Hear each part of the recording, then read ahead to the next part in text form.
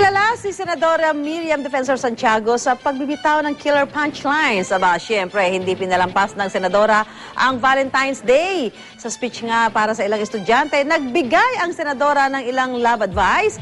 Bentang-benta naman ito sa kanyang audience sa UP Manila.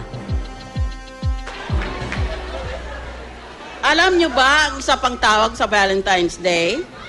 Para sa mga malungkot na single, ang tawag dito ay Singles Awareness Day.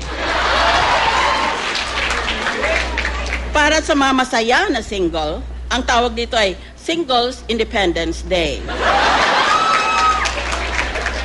Pero sa mga walang pakialam, ang tawag dito ay Thursday. Buti pang kalendaryo, may date. Kayo ba, meron?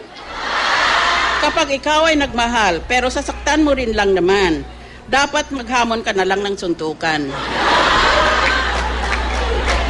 Ang taong nagmamahal ng tunay ay parang matalinong estudyante na kumukuha ng exam.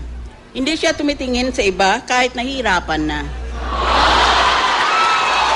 Para sa mga single, umuwi ng maaga mula sa school o sa trabaho para isipin nila may date ka.